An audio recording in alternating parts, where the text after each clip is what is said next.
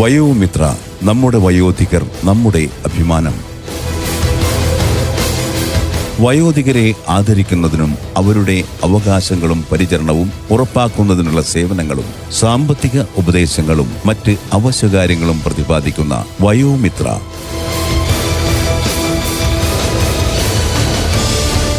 നിങ്ങൾക്കായി സമർപ്പിക്കുന്നത് hello community radio 90.8 സഹകരണത്തോടെ സാമ്പത്തിക നീതി ശാക്തീകരണ മന്ത്രാലയത്തിന്റെ കീഴിൽ കമ്മ്യൂണിറ്റി റേഡിയോ അസോസിയേഷൻ.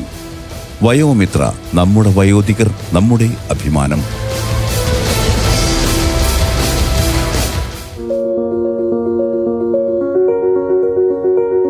വയോമിത്ര,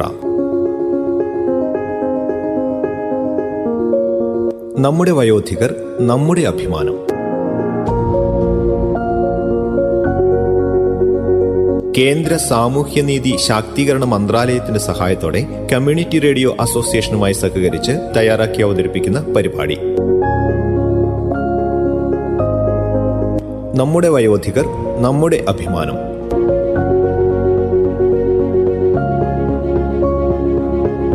നിർവഹണം ജോബിഷ് ജോസ്.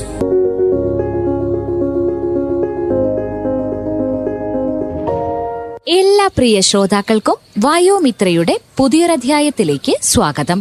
ഇന്ത്യയിലെ 200 സാമൂഹിക റേഡിയോ സ്റ്റേഷനുകളിലൂടെ ഞാൻ ലക്ഷ്മിയും എന്റെ മുത്തശ്ശൻ ഭരതനും നിങ്ങളുടെ വീടുകളിലേക്ക് എത്തുന്നു. വയോധികരെ മാത്രമല്ല, മുഴുവൻ കുടുംബാംഗങ്ങളെയും തേടി. നിങ്ങൾ ഞങ്ങളുടെ എപ്പിസോഡുകൾക്കായി കാത്തിരിക്കുകയാണെന്ന് ഞങ്ങൾ മനസ്സിലാക്കുന്നു. നിങ്ങളുടെ ഫോൺ കോളുകളും മെസ്സേജുകളും ഈ പ്രോഗ്രാമിനോടുള്ള നിങ്ങളുടെ ഇഷ്ടം വെളിപ്പെടുത്തുന്നതാണ്. നാരോകാസ്റ്റിംഗിലൂടെ നിങ്ങളുമായി നേരിട്ട് സംസാരിക്കാൻ എത്തുമ്പോൾ ഈ പരിപാടി നിങ്ങൾ ഹൃദയത്തിൽ സ്വീകരിച്ചു കഴിഞ്ഞതായി ഞങ്ങൾ തിരിച്ചറിയുന്നുണ്ട്. ഇന്ന് ഈ പരിപാടിയുടെ 10ാമത്തെ എപ്പിസോഡാണ് ശ്രോതാക്കൾ കേട്ടുകൊണ്ടിരിക്കുന്നത്. മുത്തശ്ശ, മുൻപത്തെ എപ്പിസോഡുകളിലെ ചില കാര്യങ്ങൾ കൂടി ഓർമ്മിപ്പിച്ചാലോ? പിന്നെ തീർച്ചയായും. ദേശീയ സാമൂഹ്യനീതി ക്ഷേമ മന്ത്രാലയത്തിന്റെ സഹായത്തോടെ അവതരിപ്പിക്കുന്ന പരിപാടിയാണിത്.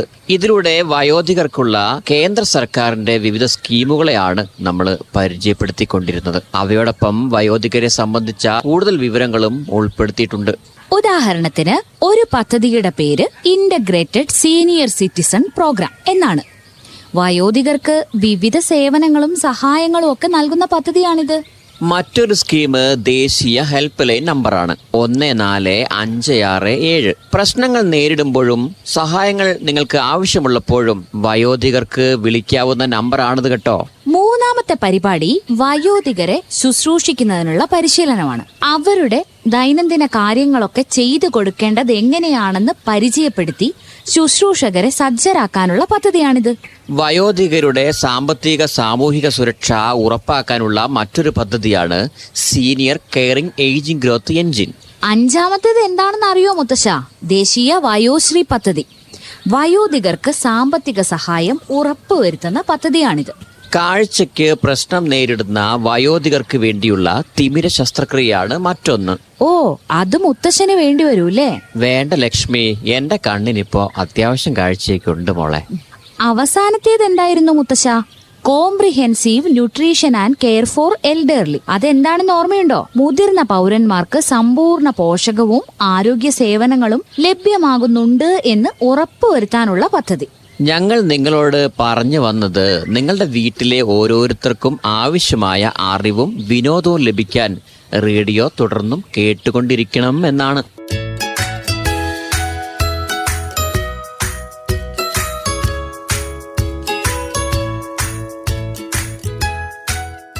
മുത്തശ്ശൻ എങ്ങോട്ടെങ്കിലും പോകുവാണോ? ഏയ് അല്ല ലക്ഷ്മി, എങ്ങോട്ട് പോകാൻ? അതെന്താ അങ്ങനെ? എങ്ങോട്ടെങ്കിലും പോകുന്നേ? എങ്ങോട്ടെങ്കിലുമോ? എങ്ങോട്ട് പോകാനാ നീ പറയുന്നേ? എങ്ങോട്ടെങ്കിലും. എങ്ങോട്ടെങ്കിലും എന്ന് പറഞ്ഞാ നീ എന്താ ഉദ്ദേശിക്കുന്നത്? എങ്ങോട്ടെങ്കിലും എന്ന് പറഞ്ഞാ എന്താന്ന് മുത്തച്ഛൻ അറിയില്ലേ? എങ്ങോട്ടെങ്കിലും.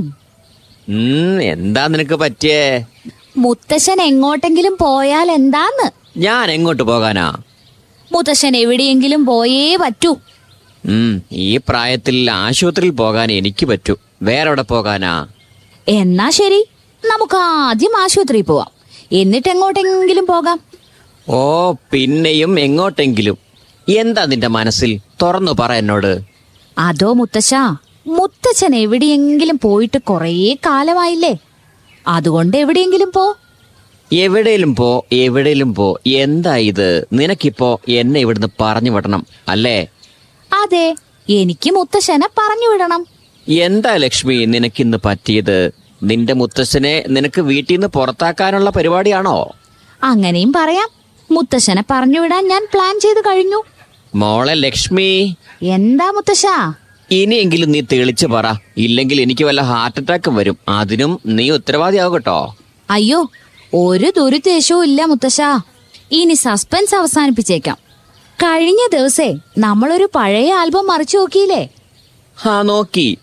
എന്നെ ഇവിടുന്ന് പറഞ്ഞു വിടാൻ എന്താ നീ അത് കണ്ടത്? ആ ഫോട്ടോയൊക്കെ കണ്ടിട്ടേ മുത്തശ്ശന്റെ മനസ്സിൽ ഒന്നും തോന്നിയില്ല. ഏത് ഫോട്ടോകളാ? മുത്തശ്ശന്റെ കൂട്ടുകാരുടെയൊക്കെ കൂടെ കറങ്ങി നടക്കുന്ന ഫോട്ടോകളെ. ഓ, അതാണോ? അതൊക്കെ ഒരു രസമായിരുന്നു മോളെ. കൂട്ടുകാരുടെ കൂടെ മല കയറാൻ പോലും പോയിട്ടുണ്ടല്ലേ? അതൊക്കെ യുവത്വത്തിന്റെ ഒരു ഹരമായിരുന്നില്ലേ കുട്ടി? പിന്നെന്താ മുത്തശ്ശ ഇപ്പൊ അതൊന്നും ചെയ്യാത്തത്? എന്റെ ലക്ഷ്മി, വന്നിപ്പോ നിനക്ക് ചിന്താശേഷി പോലും ഇല്ലെന്നായോ? അതിനിപ്പോ ഞാൻ പറഞ്ഞതിൽ എന്താ പ്രശ്നം? ഈ പ്രായത്തിൽ മല കയറാനും ആകാശത്തിൽ നിന്ന് ചാടാനും ഒക്കെ പോയാൽ ഞാൻ നേരെ മോളിലോട്ട് പോകും. സാഹസം കാണിക്കാനല്ല മുത്തശ്ശ പറഞ്ഞത്, യാത്ര ചെയ്യണമെന്നാണ്. എന്നാ അത് പറയണ്ടേ? പിന്നെ 2 മാസം മുമ്പല്ലേ നമ്മൾ ഒന്നിച്ചൊരു കല്യാണത്തിന് പോയത്? നീ അത് ഓർക്കുന്നില്ലേ? ഹോ, ഈ മുത്തശ്ശനെ കൊണ്ടാവില്ല. എന്റെ മുത്തശ്ശ, ഞാൻ യാത്ര പോകുന്നതിനെ കുറിച്ചാണ് പറയുന്നത്. അപ്പോ മുത്തശ്ശൻ അത് പോട്ടെ. അന്ന് കല്യാണത്തിന് പോയിട്ട് പൂജ കഴിഞ്ഞപ്പോ മുത്തശ്ശൻ എന്താ പറഞ്ഞത്? എന്താ പറഞ്ഞത്? യാത്ര പോകുന്നതിനെ കുറിച്ചാണോ? ആ, യാത്ര പോകുന്നതിനെ കുറിച്ചല്ലേ മുത്തശ്ശൻ പറഞ്ഞത്? അതെയോ? ഞാനത് ഓർക്കുന്നില്ല കേട്ടോ. എന്നാ അത് തന്നെയാണെന്ന് പറഞ്ഞത്. ജീവിതത്തിന് 4 ഭാഗങ്ങളുണ്ടെന്ന് മുത്തശ്ശൻ പറഞ്ഞില്ലേ? എനിക്ക് ഓർമ്മയുണ്ട്. ബ്രഹ്മചര്യം, ഗാർഹസ്ഥ്യം, വാനപ്രസ്ഥം, സന്യാസം. അതൊക്കെ ശരി തന്നെയാ. പക്ഷെ അതിനെന്താ? ഗൃഹസ്ഥാശ്രമത്തിന് ശേഷം ബാക്കി ജീവിതം തീർത്ഥാടനങ്ങൾക്കൊക്കെ വേണ്ടി ചെലവഴിക്കണമെന്നാ അന്ന് മുത്തശ്ശൻ പറഞ്ഞത്. അങ്ങനെ തന്നെയാണ് കുട്ടി. അതൊക്കെ തന്നെയാണ് വേദങ്ങളും പറയുന്നത്. പ്രായമായവരെ യാത്ര ചെയ്യാൻ പ്രേരിപ്പിക്കുന്നതിന് വേണ്ടിയാവും വേദങ്ങളിലൊക്കെ ഇങ്ങനെ പറഞ്ഞിരിക്കുന്നത്. അന്നും അവർക്ക് മുട്ടുവേദനയൊന്നും ഉണ്ടായിരുന്നിരിക്കില്ലേ? അവർക്കും BP ഒക്കെ ഉണ്ടാവില്ലേ? അവരുടെ BPയും കൂടുകയും കുറയുകയും ഒക്കെ ചെയ്തിട്ടുണ്ടാവില്ലേ? ഉണ്ടാവും. എന്നാലും ജീവിതം അർത്ഥപൂർണ്ണമാക്കാൻ വേണ്ടിയിട്ട് അവര് ലോകമൊക്കെ കണ്ടേ മതിയാവൂന്നങ്ങ് തീരുമാനിച്ചു. ലക്ഷ്മി, കാര്യം ഞാൻ നിന്റെ മുത്തശ്ശനാണ്. എന്നാലും ഇന്ന് നീ പറയുന്നത് പണ്ട് മുത്തശ്ശി എന്നോട് പറഞ്ഞതുപോലെയാ. അത് മാത്രല്ല മുത്തശ്ശ, എനിക്ക് തോന്നുന്നതേ ഈ വയോധികരൊക്കെ പ്രകൃതിയോട് ചേർന്നിരിക്കണമെന്നാ. അതൊക്കെ കൊണ്ടായിരിക്കും ഈ തീർത്ഥാടന സ്ഥലങ്ങളെല്ലാം പുഴേന്റെയും മലേന്റെയും ഒക്കെ അടുത്ത് കൊണ്ടുവച്ചത്. നീ പറഞ്ഞത് 100% ശരിയാ. പക്ഷേ എന്താ ഇപ്പൊ ഇതിലൊരു പക്ഷേ? പോകണമെന്ന് എനിക്ക് ആഗ്രഹമൊക്കെ ഉണ്ട് കുട്ടി. തനിച്ചെങ്ങനെ പോകും? ജോലിയൊക്കെ ഉപേക്ഷിച്ച് നീ എത്ര കാലം എന്റെ കൂടെ നിൽക്കും? മുത്തശ്ശൻ അതിനെക്കുറിച്ച് ഒന്നും അറിഞ്ഞിട്ടില്ല അല്ലേ? പല സംസ്ഥാനങ്ങളെ വയോധികരെ തീർത്ഥാടനത്തിന് കൊണ്ടുപോകുന്ന പദ്ധതികൾക്ക് രൂപം കൊടുത്തിട്ടുണ്ട്. മുത്തശ്ശനെ പോലുള്ള പലരും അതിൽ പങ്കെടുത്തിട്ടുമുണ്ട്. അങ്ങനെ ആവുമ്പോ മുത്തശ്ശൻ ഇപ്പൊ പറഞ്ഞ പോലെ കൂട്ടിനാളില്ല എന്നുള്ള പ്രശ്നം അവസാനിക്കില്ലേ? അതുമാത്രല്ല, 60 വയസ്സിന് മുകളിൽ പ്രായമുള്ള ആളുകൾക്ക് ജീവിതത്തിൽ ഒരിക്കൽ ഒറ്റയ്ക്കോ കൂട്ടുകാരുടെ കൂടെയോ വിവിധ തീർത്ഥാടന സ്ഥലങ്ങളിലേക്ക് യാത്ര പോവാൻ അവസരം ഒരുക്കുന്നതാണ് ഈ പദ്ധതി. ആഹാ, അത് കൊള്ളാലോ. പക്ഷെ ആർക്കൊക്കെ ഈ പദ്ധതിയുടെ ആനുകൂല്യം ലഭിക്കും ലക്ഷ്മി? ഈ പദ്ധതികൾ നൽകുന്ന സംസ്ഥാനങ്ങളിൽ താമസിക്കുന്നവരാവണം. കൂടാതെ 60 വയസ്സ് കഴിഞ്ഞവരും ആകണം. പിന്നെ യാത്ര ചെയ്യാൻ ശാരീരികവും മാനസികവുമായി സജ്ജരായിരിക്കണം. അതുമാത്രല്ല, ഇതേ പദ്ധതിയിൽ മുൻപ് യാത്ര ചെയ്തിട്ടുണ്ടാകാനും പാടില്ല. അപ്പൊ എനിക്കൊക്കെ പറ്റും. ഇനി നീ പറ, എങ്ങനെ നമുക്കിതിൽ രജിസ്റ്റർ ചെയ്യാൻ പറ്റും? എളുപ്പാണ് മുത്തശ്ശ. താല്പര്യമുള്ള വയോധികർക്ക് ഗ്രാമപഞ്ചായത്തിലോ ജില്ലാ പഞ്ചായത്തിലോ അതും അല്ലെങ്കിൽ വയോജന ക്ഷേമത്തിനായിട്ട് അവരുടെ ജില്ലകളിൽ നിയമിക്കപ്പെട്ടിരിക്കുന്ന സബ് ഡിവിഷണൽ ഓഫീസർക്കോ അപേക്ഷ നൽകാം. ഇങ്ങനെ ലഭിച്ച അപേക്ഷകളിൽ നിന്ന് നറുക്കെടുപ്പിലൂടെ കളക്ടറാണ് യാത്രയ്ക്ക് യോഗ്യരായവരെ കണ്ടെത്തുന്നത്. ഇങ്ങനെ തെരഞ്ഞെടുക്കപ്പെടുന്നവരുണ്ടല്ലോ സർക്കാർ നിശ്ചയിച്ചിരിക്കുന്ന തീർത്ഥാടന സ്ഥലങ്ങളിലേക്ക് യാത്ര കൊണ്ടുപോകും. ഓ, ഇതൊക്കെ സത്യം തന്നെയാണോ? ലക്ഷ്മി, ഞാനൊരു കാര്യം പറയട്ടെ, എനിക്കിത് കേട്ടപ്പോ മുതൽ നല്ല സന്തോഷം തോന്നുന്നുണ്ടെന്ന്. ഒന്ന് പോയിട്ട് വരുന്നത് കൂടി ഒന്ന് ആലോചിച്ചു നോക്ക്. ഈ സന്തോഷമൊക്കെ ഇരട്ടിയാവില്ലേ? നമുക്കേ നമ്മുടെ ആ ശ്യാമിനോടും കൂടി ഒന്ന് പറഞ്ഞേക്കാം, അവനും കൂടെ വരട്ടെ, ഒരു കൂട്ടുമാവും. വരുമൊന്ന് ചോദിക്കേണ്ട ആവശ്യമൊന്നുമില്ല, വരാൻ പറയണം. മുത്തശ്ശന്റെ കൂട്ടുകാരനല്ലേ, പഴയ പോലെ ഒരുമിച്ചൊന്ന് കറങ്ങിയിട്ടൊക്കെ വാ. ലക്ഷ്മി, നിനക്കറിയോ, ഞങ്ങള് സുഹൃത്തുക്കളെല്ലാം കൂടെ ഒരുമിച്ച് എവിടെയൊക്കെ പോയിട്ടുണ്ടോ അവിടുന്നൊക്കെ ഞങ്ങൾ ഓരോ നാടൻ പാട്ടും പഠിക്കുമായിരുന്നു. ഞങ്ങൾ പാട്ടൊക്കെ പാടി സന്തോഷത്തോടെയാ പോയിരുന്നത്. ഓ, അതൊക്കെ ഒരു കാലം. അങ്ങനെയാണെങ്കിലേ മുത്തശ്ശന് കൊറേ നാടോടി പാട്ടുകൾ അറിയായിരിക്കുമല്ലോ. അറിയോന്നോ? ഒരുപാട് പാട്ടറിയാം. പക്ഷേ ഉണ്ടല്ലോ, ഇപ്പൊ എല്ലാം മറന്നു തുടങ്ങി. പ്രായമായില്ലേ ലക്ഷ്മി? പ്രായമൊക്കെ വെറും നമ്പറല്ലേ മുത്തശ്ശ, അതല്ലേ ഞാൻ പറഞ്ഞുകൊണ്ടിരിക്കുന്നേ. ശരിക്കും ഒന്ന് ഓർത്തു നോക്കിക്കേ, അതെല്ലാം മനസ്സിലേക്ക് വരും. ആ പാട്ടൊന്ന് പാടിയാലോ? ഓ, അല്ല, ആരോ വരുന്നുണ്ടല്ലോ ലക്ഷ്മി, നീ ആരാ നോക്കിയത്? ഓ മുത്തശ്ശൻ വിഷയം മാറ്റല്ലേ, ആദ്യം പാട്. അല്ല ലക്ഷ്മി, നീ ഒന്ന് നോക്കിക്കേ, ആരോ വരുന്നുണ്ട് ഇങ്ങോട്ട്. ഓ, ശ്യാമങ്കിൾ. ഇപ്പൊ നമ്മൾ പറഞ്ഞല്ലേ ഉള്ളൂ മുത്തശ്ശ ശ്യാമങ്കിളിന്റെ കാര്യം. ആ, ശ്യാമാണല്ലേ? എന്നാ നമുക്ക് അവനെ കൊണ്ട് പാടിക്കാം. ആ, മുത്തശ്ശനും പാടണം, ഞാൻ അങ്ങനെ വെറുതെ വിടില്ല. ഹലോ ഭരതമാഷേ, എന്തൊക്കെയാണ് കൊച്ചുമോളും അപ്പൂപ്പനും വർത്താനം പറഞ്ഞിരിക്കുവാണോ? ആ ശ്യാമേ, ഇരിക്ക്. ഞങ്ങൾ ഇങ്ങനെ ഒരു കാര്യം പറഞ്ഞു വരുമായിരുന്നു. എന്നോട് പാട്ട് പാടാൻ പറയുക നമ്മുടെ ലക്ഷ്മി മോള്. പാടിക്കൊടുക്കുന്നേ ഭരതമാഷേ, ഞാൻ തബല വായിക്കാലോ? ഏയ്, തബലയൊന്നും വായിക്കണ്ട. ഞാനൊരു കാര്യം ചെയ്യാം. കുറച്ചു മുൻപ് ഞാനൊരു പാട്ട് കേട്ടു ഫോണിൽ. ആ നാടൻ പാട്ട് നിങ്ങളെയും കേൾപ്പിക്കാം. ആ, അത് കേൾക്കാം.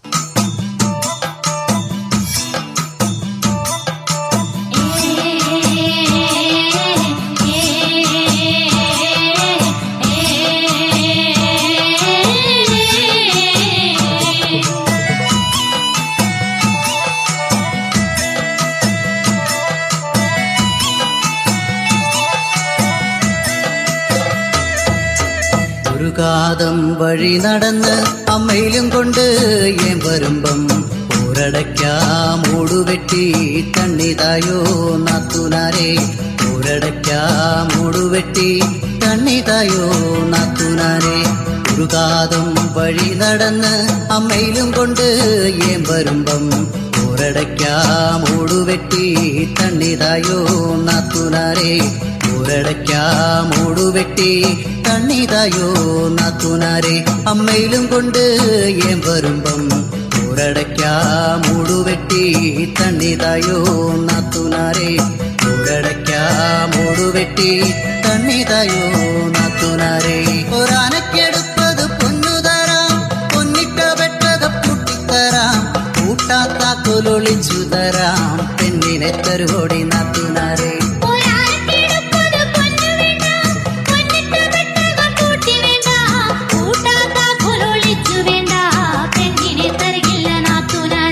അമ്മയിലും കൊണ്ട് ഏൻ വരുമ്പം പോരടയ്ക്കാം മൂടുവെട്ടി തണ്ണിതായോ നാത്തുനാരെ, പോരടയ്ക്കാം മൂടുവെട്ടി തണ്ണിതായോ നാത്തുനാരെ.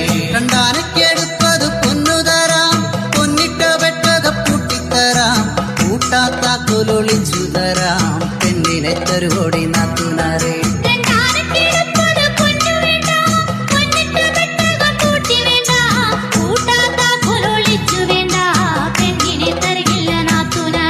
അമ്മയിലും കൊണ്ട് ഏൻ വരുമ്പം പോരടയ്ക്കാം മൂടുവെട്ടി തണ്ണിതായോ നാത്തുനാരെ, പോരടയ്ക്കാം മൂടുവെട്ടി തണ്ണിതായോ നാത്തുനാരെ. മൂന്നാനക്കെടുപ്പത് പൊന്നു തരാം, പൊന്നിട്ട വെട്ടക പൂട്ടിത്തരാം, കൂട്ട കൂട്ടാത്താക്കൊലൊളിച്ചു തരാം പെണ്ണിനെ തരുവോടി നാത്തുനാരെ.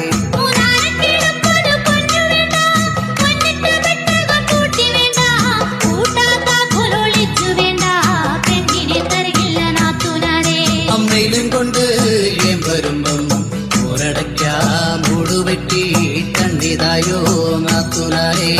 ഒരടയ്ക്കാം മൂടുവെട്ടി കണ്ണിതായോ നാത്തുനാരെ. നാലാനക്കെടുപ്പത് പൊന്നു തരാം പൊന്നിട്ട വെട്ടത് പൂട്ടിത്തരാം കൂട്ടാത്താക്കൊലൊളിച്ചു തരാം പെണ്ണിനെ തരുവോടി നാത്തുനാരെ.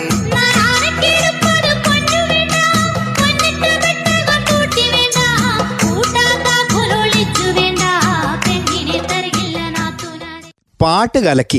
എന്തായാലും ഭാരത, നീ ഇത് മൊബൈലിൽ കേൾപ്പിക്കാന്ന് പറഞ്ഞ ആ തീരുമാനം അത് നന്നായി. ഇല്ലെങ്കിൽ ഏതൊക്കെ രീതിയിൽ ഞങ്ങൾ ഇത് കേൾക്കേണ്ട വന്നേനെ. അതെ അതെ, നീ ഇപ്പൊ മേശയിൽ കൊട്ടിയില്ലേ, അതുപോലെ കൊളായിട്ട് കേൾക്കേണ്ടി വന്നേനെ. പരസ്പരം കളിയാക്കുന്നതിൽ നിങ്ങൾ രണ്ടാളും ഒട്ടും മോശമല്ല. പക്ഷെ സത്യം പറഞ്ഞാ നിങ്ങൾ രണ്ടാളും നന്നായിട്ട് പാടുകയും കൊട്ടുകയും ഒക്കെ ചെയ്യുന്നുണ്ട് കേട്ടോ. അല്ല ലക്ഷ്മി, നിനക്കൊരു കാര്യം അറിയാവോ? നിന്റെ മുത്തശ്ശനുണ്ടല്ലോ, അതായത് ഈ ഭരതന് പാട്ട് പാടാൻ വലിയ ഇഷ്ടമാണ്. ഈ ചെങ്ങാതിൻ്റെ പാട്ട് കേട്ട് ഞാൻ മടുത്തിരുന്നിട്ടുണ്ട്. പക്ഷെ എൻ്റെ ലച്ചൂട്ടി, നിന്റെ മുത്തച്ഛൻ ഒരിക്കലും പാടി മടുത്തിട്ടില്ല. അല്ല ശ്യാമേ, നിനക്ക് കഥ പറയാൻ നല്ല വിരുദായിരുന്നല്ലോ. നീ പൂമ്പാറ്റകളെ കുറിച്ചൊക്കെ പണ്ട് പറഞ്ഞ കഥയില്ലേ, അതൊക്കെ അന്ന് ഞങ്ങൾ കേട്ട് അത്ഭുതത്തോടെ ഇരുന്നിട്ടുണ്ട്. നമ്മളന്ന് എല്ലാവരും കൂടി ഒരുമിച്ച് കൂടുന്നതൊക്കെ എന്ത് രസമായിരുന്നു. ഇപ്പം അതൊക്കെ ഇല്ലാതായിക്കൊണ്ടിരിക്കുകയല്ലേ ഭരത? അല്ല ശ്യാമങ്കളെ, ഇതൊക്കെ ഇല്ലാതായി തുടങ്ങിയെങ്കിലേ നിങ്ങൾ എന്തുകൊണ്ടാ അതിനെ വീണ്ടെടുക്കാൻ ശ്രമിക്കാത്തത്? അതൊന്ന് പറഞ്ഞേ. ശരിയാ ലക്ഷ്മി, ഈ ജീവിതത്തിൻ്റെ കടിഞ്ഞാണേ ഉപേക്ഷിക്കേണ്ട സമയമായി എന്ന് എനിക്കും തോന്നുന്നുണ്ട്. എന്താണ് നമ്മൾ മുറുകെ പിടിക്കേണ്ടതെന്നും എന്താണ് ഉപേക്ഷിക്കേണ്ടതെന്നും എനിക്ക് സത്യം പറഞ്ഞാൽ മനസ്സിലാകുന്നില്ല. ഇപ്പം മുത്തശ്ശൻ പറഞ്ഞല്ലോ ജീവിതത്തിന്റെ കടിഞ്ഞാണെന്ന്. ഈ ജീവിതത്തിന്റെ കടിഞ്ഞാൺ നമ്മളെ കയ്യിൽ ഉള്ളിടത്തോളം കാലം എല്ലാ ഹോബികളും ആഗ്രഹങ്ങളും ഒക്കെ നമ്മൾ മുറുകെ പിടിക്കുക തന്നെ വേണം. ഓ, എന്തൊരു ബുദ്ധിയായി ലക്ഷ്മി കുട്ടിക്ക്. എൻ്റെ കുട്ടി വളരെ പക്വതയോടെ സംസാരിക്കുന്നുണ്ട് കേട്ടോ ഭരത. അത് ശരിയാ ശ്യാമേ, ഇന്ന് രാവിലെ മുതലേ ഇവൾക്ക് എന്തോ പറ്റിയിട്ടുണ്ട്. രാവിലെ മുഴുവൻ ഇവൾ യാത്രകളെക്കുറിച്ചായിരുന്നു സംസാരം. പിന്നെ ഈ ആഗ്രഹങ്ങളുണ്ടല്ലോ, അതെല്ലാം സാധിക്കുന്നതിനെ കുറിച്ചൊക്കെ. മുത്തശ്ശൻ ഇപ്പൊ കേൾപ്പിച്ച പാട്ടേ ശ്യാമങ്കൾ ആസ്വദിച്ചില്ലേ? നല്ല രസായിരുന്നില്ലേ? ഇതുപോലെ എന്നും നിങ്ങളുടെ ആഗ്രഹങ്ങൾക്കനുസരിച്ച് ജീവിക്കുകയും സന്തോഷിക്കുകയും ഒക്കെ ചെയ്യുന്നതിന് എന്തിനാ മടിക്കുന്നത് എന്നാണ് എൻ്റെ ചോദ്യം. ഓ ഭരത, നിന്റെ മക്കൾ നിന്റെ മനസ്സ് വായിച്ചെടുക്കുന്നുണ്ട് കേട്ടോ. നിന്റെ ഇഷ്ടങ്ങൾക്കനുസരിച്ച് എത്ര മനോഹരമായിട്ടാണ് ഈ ലക്ഷ്മിക്കുട്ടി ഈ വീടും അതിൻ്റെ സാഹചര്യങ്ങളും അടുക്കും ചിട്ടിയോടും കൂടി ക്രമീകരിച്ചിട്ടുള്ളത്. ഇതിൻ്റെ മുഴുവൻ ക്രെഡിറ്റും ലക്ഷ്മി മോൾക്കുള്ളത് തന്നെയാ. ശ്യാമങ്കളെ, വയോധികർക്ക് കൂടി അനുകൂലമായിട്ടുള്ള അന്തരീക്ഷം വീടുകളിൽ ഉണ്ടാക്കുക എന്നുള്ളത് ഞങ്ങളുടെ ഉത്തരവാദിത്തമല്ലേ? ഓ, വയോജനങ്ങൾക്ക് അനുകൂലമായ അന്തരീക്ഷോ?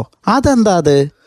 അതോ, അനുകൂലമായ അന്തരീക്ഷം എന്ന് വെച്ചാൽ വയോധികർക്ക് അവരുടെ ആശയങ്ങൾ പങ്കുവെക്കാൻ കഴിയണം. അതുപോലെ അവരുടെ അനുദിന കാര്യങ്ങൾ സ്വതന്ത്രമായി ചർച്ച ചെയ്യാനും സാധിക്കണം. അങ്ങനെ ഒരു അന്തരീക്ഷം വീട്ടിലുണ്ടാവണം. അതെ, അവരുടെ ആഗ്രഹങ്ങൾ നിറവേറ്റാനും. ഇത് കേട്ടപ്പോ എനിക്കൊരു കഥ ഓർമ്മ വരുന്നുണ്ട്. അത് പറ, ഞങ്ങൾ കേൾക്കട്ടെ.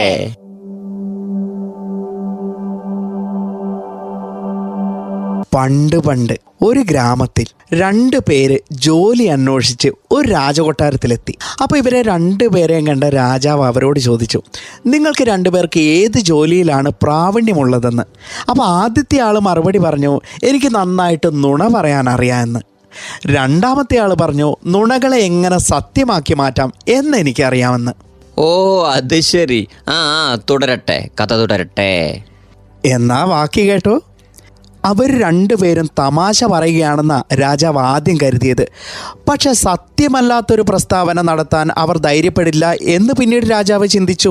അതുകൊണ്ട് രാജാവ് അവരെ പരീക്ഷിക്കാൻ തന്നെ തീരുമാനിച്ചു. രാജാവ് എന്നിട്ട് അവരോട് പറഞ്ഞു, ശരി, നിങ്ങൾ 2 പേരും നിങ്ങളുടെ കഴിവ് തെളിയിക്കുക. പക്ഷേ നിങ്ങൾ പറയുന്ന നുണ സത്യമായി മാറിയില്ലെങ്കിൽ നിങ്ങളെ 2 പേരെയും കാത്തിരിക്കുന്നത് വധശിക്ഷയാണ്, അത് മറക്കരുതെന്ന്. ആഹാ, എന്നിട്ടോ? രാജാവിൻ്റെ കൽപ്പന 2 പേരും സമ്മതിച്ചു. ആദ്യത്തെ ആൾ നുണ പറയാൻ തുടങ്ങി. ഇങ്ങനെയാണത്. ഒരിക്കൽ 400 ഒട്ടകങ്ങൾ ഒരു കാട്ടുപാതയിലൂടെ നടക്കുകയായിരുന്നു. പെട്ടെന്ന് മഴ പെയ്തു. വലിയ കാട്ടുതീ പടർന്നു. എല്ലാ ഒട്ടകങ്ങളും ചത്തു വീണു.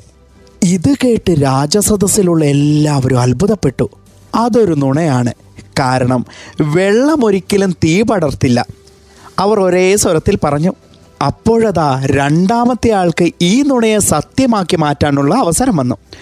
അയാൾ പറഞ്ഞു, മഹാരാജാവേ, എൻ്റെ സുഹൃത്ത് പറഞ്ഞത് പൂർണ്ണമായും സത്യമാണ്. ഒട്ടകങ്ങളുടെ പുറത്ത് കക്കയുണ്ടായിരുന്നു. മഴ പെയ്യുമ്പോൾ അത് വെള്ളവുമായി കലർന്ന് ചൂടായി ഒട്ടകങ്ങൾക്ക് ആ ചൂട് താങ്ങാനാവാതെ ചത്തു വീഴുകയായിരുന്നുവെന്ന്. രാജാവും രാജസദസ്സിലുള്ളവരും അത് സത്യമാണെന്ന് സമ്മതിച്ചു. അപ്പോഴത് ആദ്യത്തെ ആൾ വീണ്ടും പറഞ്ഞു, ഒരിക്കൽ ഒരാട് നിലത്ത് നിന്നുകൊണ്ട് ഒരാൽമരത്തിൻ്റെ ഏറ്റവും മുകളിലുള്ള ഇല തിന്നുകയായിരുന്നുവെന്ന്. അതൊരു നുണയാണ്. എല്ലാവരും ഒരുമിച്ച് തന്നെ പറഞ്ഞു. അപ്പോഴതാ 2ാമത്തെ ആൾ തുടർന്നു, മഹാരാജൻ, എൻ്റെ കൂട്ടുകാരൻ പറഞ്ഞത് സത്യമാണ്. ആ മരം വളർന്നത് ഒരു പൊട്ടക്കിണറ്റിലായിരുന്നു. അതിൻ്റെ ഏറ്റവും മുകളിലെ ചില്ല തറനിരപ്പിലായിരുന്നു. അതുകൊണ്ട് ആ ആടിന് അത് എളുപ്പത്തിൽ തിന്നാൻ കഴിഞ്ഞുവെന്ന്. ആദ്യത്തെയാൾ അടുത്ത നുണ പറഞ്ഞു തുടങ്ങി. ഒരിക്കൽ ഒരു പൂച്ച മ്യാവ് മ്യാവ് എന്ന് കരഞ്ഞുകൊണ്ട് ആകാശത്തിലൂടെ പറന്നുപോയി. 2ാമത്തെയാൾ അത് സത്യമാക്കാൻ പോവുകയാണേ. അതും സത്യമാണ് മഹാരാജൻ. ഒരു വലിയ കഴുകൻ ആ പൂച്ചയെ റാഞ്ചിക്കൊണ്ട് പോവുകയായിരുന്നു എന്ന്. ആദ്യത്തെയാൾ പിന്നെയും നുണ പറയൽ തുടരുകയാണ്. എൻ്റെ അച്ഛൻ്റെ താടിയിൽ ഒരു കിളിക്കൂടുണ്ടായിരുന്നു. അതിൽ കിളിക്കുഞ്ഞുങ്ങൾ വിരിയുകയും അവ പറന്നു പോവുകയും ചെയ്തു. പക്ഷേ അതെൻ്റെ അച്ഛൻ അറിഞ്ഞിട്ടേയില്ല എന്ന്. ഓ ശ്യാമേ, നിനക്കൊരു മാറ്റവും ഇല്ലല്ലോ, പണ്ടത്തെ പോലെ തന്നെ. അല്ല ഭരത, നീ കഥ മുഴുവൻ കേൾക്ക്. ഇതൊരിക്കലും സത്യമാവില്ല എന്ന് രാജസദസ്സിലുള്ള എല്ലാവർക്കും ഉറപ്പായിരുന്നു. ഇത് ശുദ്ധ അസംബന്ധവും നുണയുമാണെന്ന് അവർ തറപ്പിച്ച് പറഞ്ഞു. 2ാമത്തെ ആൾക്ക് ഇതൊരിക്കലും സത്യമാണെന്ന് തെളിയിക്കാൻ കഴിയില്ല എന്ന് തന്നെ അവരെല്ലാവരും ഉറപ്പിച്ചു കഴിഞ്ഞു. പക്ഷേ നമ്മുടെ 2ാമത്തെ ആൾ ഈ കഥ സത്യമാക്കാൻ പോവുകയാണ് കൂട്ടുകാരെ. മഹാരാജൻ, ഇത് പൂർണ്ണമായും ശരിയാണ്. ശരിക്കും എൻ്റെ അച്ഛൻ്റെ താടി വളരെ നീളമുള്ളതാണ്. അദ്ദേഹത്തിൻ്റെ നെഞ്ച് വരെ അത് എത്തിയിരിക്കുന്നു. ഒരു ബാർബർ അത് മുറിച്ച് അയാളുടെ കടയുടെ പിന്നിൽ വലിച്ചെറിഞ്ഞു. അതിൽ പിന്നീട് ഒരു കിളി കൂടുകൂട്ടി. എന്നാൽ എൻ്റെ അച്ഛൻ ഒരുപാട് ദൂരെയായിരുന്നു താമസിച്ചുകൊണ്ടിരുന്നത്. അതുകൊണ്ട് ഇങ്ങനെയൊരു കാര്യം നടക്കുന്നത് എൻ്റെ അച്ഛൻ അറിഞ്ഞിട്ടേയില്ല. ഇത് കേട്ട് രാജാവ് വളരെ സന്തോഷവാനായി. അദ്ദേഹം പറഞ്ഞു, ആളുകളെ രസിപ്പിക്കുവാനുള്ള നിങ്ങളുടെ കഴിവ് വളരെ മികച്ചതാണ്. അതുകൊണ്ട് രാജസദസ്സിൽ നിങ്ങൾ 2 പേർക്കും ഞാൻ ജോലി നൽകുമെന്ന്. എന്ന് വെച്ചാൽ ഈ കഥയിൽ നിന്ന് ഞാൻ നിങ്ങളോട് എന്താണ് പറയുന്നതെന്ന് മനസ്സിലായോ? ശ്യാമങ്കിള് എന്നെ പറ. ശരിക്കും പറയുകയാണെങ്കിൽ ഓരോ കഴിവുകൾക്കും ഓരോ ഉപയോഗങ്ങളും ഉണ്ട്. ഏതെങ്കിലുമൊക്കെ ഒരു സമയത്ത് ആ കഴിവുകൾ നമുക്ക് ഉപയോഗപ്രദമായിട്ട് വരിക തന്നെ ചെയ്യും. ഇനി പറ, ഇത്രോ നേരം കഥ കേട്ടിട്ട് നിങ്ങൾക്കിതിൽ നിന്ന് എന്താണ് മനസ്സിലായിട്ടുള്ളത്? കാര്യം പറയാലോ ശ്യാമങ്കിളെ, കഥയൊക്കെ വളരെ നല്ലതാണ്. പക്ഷേ നുണ പറയുന്ന കഴിവ് അത്ര നല്ലതായിട്ട് എനിക്ക് തോന്നുന്നില്ല. അല്ല ലക്ഷ്മി, ഞാനിതൊരു ചുമ്മാ ഒരു രസത്തിന് പറഞ്ഞ കഥയല്ലേ. പക്ഷേ ഞാൻ കഥ പറഞ്ഞതിൻ്റെ ലക്ഷ്യം എന്താണെന്ന് ചോദിച്ചാൽ, നമ്മുടെ ഉള്ളിൽ മറഞ്ഞിരിക്കുന്ന പല കഴിവുകളുമുണ്ട്. അതൊക്കെ നമ്മൾ ഫലപ്രദമായ സമയത്ത് ഉപയോഗപ്പെടുത്തണമെന്നാണ് ഞാൻ പറഞ്ഞത്. അപ്പറഞ്ഞത് ശരിയാണ്. ഒരായുഷ്കാലം മുഴുവൻ നീളുന്ന പഠനത്തിനും ജോലികൾക്കും കഠിനാധ്വാനത്തിനും ഒക്കെ ശേഷം 60 വയസ്സൊക്കെ കഴിഞ്ഞാണ് അല്പം വിശ്രമ സമയം ലഭിക്കുന്നത്. ആ സമയത്തെ ഇത്തരം കഴിവുകളെ ഉപയോഗപ്പെടുത്താനും ആഗ്രഹങ്ങൾ പൂർത്തീകരിക്കാനും ഒക്കെ കഴിയും. ലക്ഷ്മി വീണ്ടും കാര്യത്തിലേക്ക് വന്നല്ലോ. പക്ഷെ ലക്ഷ്മി പറഞ്ഞ കാര്യം ശരിയാ. കഴിഞ്ഞ ദിവസേ നമ്മുടെ രാമുവിൻ്റെ അമ്മ മുറ്റത്തിരുന്നേ വളരെ രസകരമായ ഒരു കാര്യം ചെയ്യുന്നത് ഞാൻ കണ്ടു. രസകരമായതോ? അതെന്താണ്, ഒന്ന് പറഞ്ഞേ. നിനക്കറിയാലോ ലക്ഷ്മി, രാമുവും കുടുംബവും ചന്ദനത്തിരി ഉണ്ടാക്കുന്ന ആളുകളാന്ന്. അവരിങ്ങനെ ചന്ദനത്തിരി ഉണ്ടാക്കുന്നതിനിടയ്ക്ക് ആ ഉണങ്ങിയ പൂക്കളൊക്കെ എടുത്ത് ആ പൂക്കളെ നോക്കി അവർ പറയാണ്, മറ്റുള്ളവരെ ഈ ഉണങ്ങിയ പൂക്കളെ പോലെയാണ് ഞങ്ങളെപ്പോലെയുള്ളവരെ കാണുന്നതെന്ന് നമ്മൾ തന്നെ നമ്മളെ പ്രാധാന്യമുള്ളവരായി നിലനിർത്തണം. അത് നമ്മുടെ ഉത്തരവാദിത്തമല്ലേ? ഇനി നമുക്ക് ഈ പരിപാടിയിൽ ഒരു മുത്തശ്ശന്റെ ഹോബികളെക്കുറിച്ച് കേട്ടാലോ?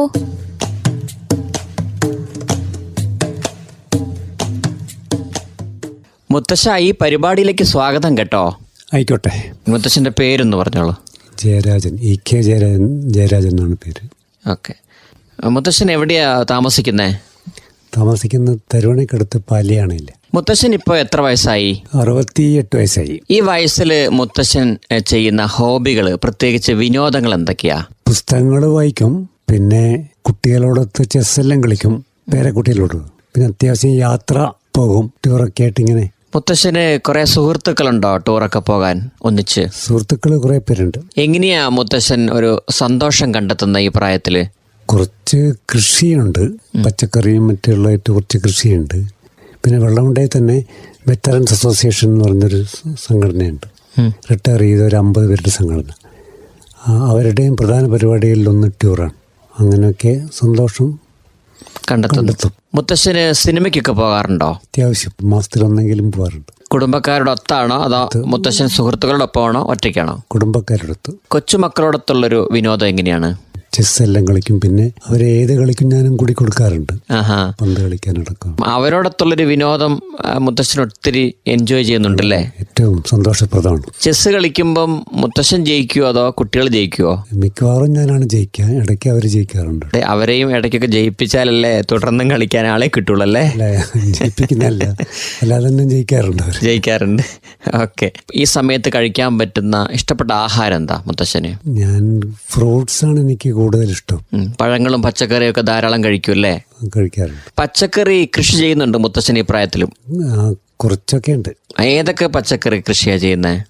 തക്കാളി, കോവയ്ക്ക, പയറ്, വെണ്ട തുടങ്ങിയവ ചെയ്യുന്നുണ്ട്. അപ്പൊ നമ്മള് വളയിടുകയും അത് നനയ്ക്കുകയൊക്കെ മുത്തശ്ശനാണോ ചെയ്യുന്നത്? ഏതാണ്ട് ഞാൻ തന്നെ ചെയ്യും. പിന്നെ വീട്ടുകാരും സഹായിക്കും. പിന്നെ ജൈവമാണ്, ഞങ്ങളെ ജീവാമൃതം എന്നുള്ളൊരു ഉപയോഗിച്ചുകൊണ്ടാണ് ചെയ്യുന്നത്. അപ്പൊ ഈ ചെടികൾ വളർന്നു വരികയും അത് കായുണ്ടാകുകയൊക്കെ ചെയ്യുമ്പോൾ മുത്തശ്ശന് ഒത്തിരി സന്തോഷമാവും കാണുമ്പോൾ അല്ലേ? എന്തായാലും ഉണ്ടാവുമല്ലോ. അതെ. അപ്പൊ ഈ കുട്ടികളോടൊത്തുള്ള വിനോദവും പ്രത്യേകിച്ച് പച്ചക്കറിയൊക്കെ നടുമ്പോഴുള്ള സന്തോഷവും ഒക്കെയാണ് ഈ സമയത്തും ജീവിതത്തിനെ സന്തോഷപ്രദമാക്കുന്നത് അല്ലേ? അതെ. അതോടൊപ്പം ഞാനൊരു മൾബറി കൃഷി കൂടി ചെയ്യുന്നുണ്ട്. ഇപ്പോൾ അത് ചെയ്തുകൊണ്ടിരിക്കുക. എത്ര സ്ഥലത്ത് കൃഷി ചെയ്യുന്നുണ്ട് മൾബറി? 1 ഏക്കർ. 8 പ്രാവശ്യം വിളവെടുത്തു. ഇപ്പോൾ 9ാമത്തെ പ്രാവശ്യം വിളവെടുത്തു. അത് ശരി. ഇതൊക്കെ പണിക്കാരെ ഉപയോഗിച്ചാണോ? പണിക്കാർ വേണം. ആദ്യത്തെ 2-3 സ്റ്റേജിൽ പണിക്കാർ വേണമെന്നില്ല, പിന്നെ അവർ വേണം. ഓക്കെ. ഒത്തിരി മാർഗങ്ങളിലൂടെ മുത്തശ്ശൻ ആനന്ദം കണ്ടെത്തുന്നുണ്ട് എന്ന് പറയാം. കൃഷിയുണ്ട്, കൃഷി വലിയ തോതിലുണ്ട്, ചെറിയ തോതിലുണ്ട്. കൊച്ചുമക്കളോടുള്ള കളി, വിനോദയാത്രകള്, സിനിമയ്ക്ക് പോകല് അല്ലേ? മറ്റെന്തൊക്കെ വിനോദങ്ങളുണ്ട്? പെയിൻ ആൻഡ് പാലിയേറ്റീവിന്റെ പ്രവർത്തനം കൂടിയുണ്ട്. അവിടുത്തെ വാർഡിന്റെ കൺവീനറാണ്. അപ്പൊ അതിന്റെ പ്രവർത്തനം എപ്പോഴും സന്തോഷം തരുന്നൊരു കാര്യം. വീടിന് പുറത്തുള്ള പ്രത്യേകിച്ച് മുത്തശ്ശന്റെ കൂട്ടുകാരുടെ ഒപ്പമുള്ള ജീവിതം എങ്ങനെയുണ്ട് പറയാൻ? വൈകുന്നേരങ്ങളിൽ നടക്കാനൊക്കെ പോകാറുണ്ടോ? വൈകുന്നേരം ഇല്ല, രാവിലെ കുറച്ച് നടക്കാറുണ്ട്. ഇപ്പൊ ഒരു വ്യായാമത്തിന്റെ ഭാഗമായിട്ട്. തൊട്ടടുത്ത കടകളിൽ പോയിരുന്ന് ചായ കുടിക്കാറോ പത്രം വായിക്കാറോ അവിടെയുള്ള ആളുകളോടൊക്കെ സംസാരിക്കാറോ ഒക്കെ ഉണ്ടോ? അത് ഇപ്പൊ കുറവാണ്.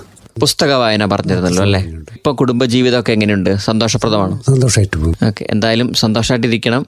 വയോജനങ്ങൾക്ക് വേണ്ടി സർക്കാരിന്റെ ഭാഗത്തുനിന്ന്, കേന്ദ്ര സർക്കാരിന്റെ ഭാഗത്തുനിന്ന് ധാരാളം ആകർഷകമായ പദ്ധതികളുണ്ട്. എന്തായാലും വളരെയധികം നന്ദി സംസാരിച്ചതിന്. Okay, thank you. ഓക്കെ.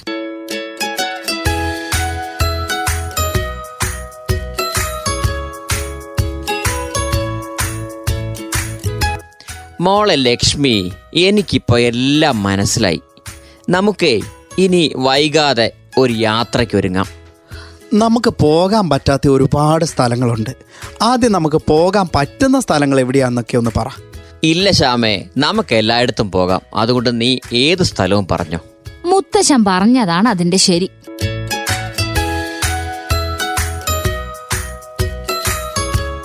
ഇത്രയും പറഞ്ഞ് വയോമിത്രയുടെ ഈ അധ്യായം നമുക്ക് അവസാനിപ്പിക്കാം.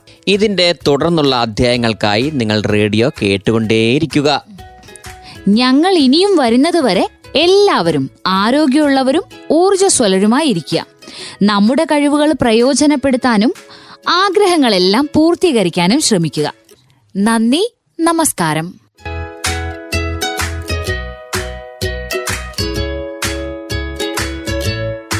ശ്രോതാക്കൾ കേട്ടത് വയോമിത്ര, നമ്മുടെ വയോധികർ നമ്മുടെ അഭിമാനം. ഭാഗം 10. ശീലങ്ങൾ, യാത്രകൾ, അവധി സമയ വിനോദങ്ങൾ. കഥാപാത്രങ്ങളും ശബ്ദം നൽകിയവരും: ഭരതൻ ജോബിഷ് ജോസ്, ലക്ഷ്മി പ്രജിഷ രാജേഷ്, ശ്യാം രജിൻ കെആർ.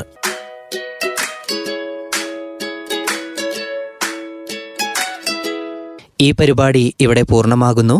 നന്ദി, നമസ്കാരം. വയോമിത്ര. നമ്മുടെ വയോധികർ നമ്മുടെ അഭിമാനം. കേന്ദ്ര സാമൂഹ്യനീതി ശാക്തീകരണ മന്ത്രാലയത്തിന്റെ സഹായത്തോടെ കമ്മ്യൂണിറ്റി റേഡിയോ അസോസിയേഷനുമായി സഹകരിച്ച് തയ്യാറാക്കി അവതരിപ്പിക്കുന്ന പരിപാടി. നമ്മുടെ വയോധികർ നമ്മുടെ അഭിമാനം.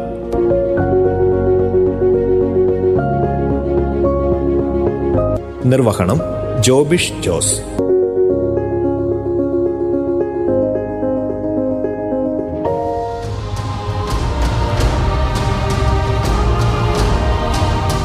നിങ്ങൾ ഇതുവരെ കേട്ടത് സാമൂഹിക നീതി ശാക്തീകരണ മന്ത്രാലയത്തിന്റെ കീഴിൽ കമ്മ്യൂണിറ്റി റേഡിയോ അസോസിയേഷൻ നിർമ്മിച്ച അടൽ വയോ അഭ്യുദയ യോജന അടിസ്ഥാനമാക്കിയുള്ള പരിപാടി. നിങ്ങൾക്കായി സമർപ്പിച്ചത് ഹലോ റേഡിയോ 90.8 സാമൂഹിക റേഡിയോ. വയോമിത്ര, നമ്മുടെ വയോധികർ നമ്മുടെ അഭിമാനം. വയോധികരെ ആദരിക്കുന്നതിനും അവരുടെ അവകാശങ്ങളും പരിചരണവും ഉറപ്പാക്കുന്നതിനുമുള്ള സേവനങ്ങളും സാമ്പത്തിക ഉപദേശങ്ങളും മറ്റ് അവശ്യ കാര്യങ്ങളും പ്രതിപാദിക്കുന്ന പരിപാടിയാണ് വയോമിത്ര.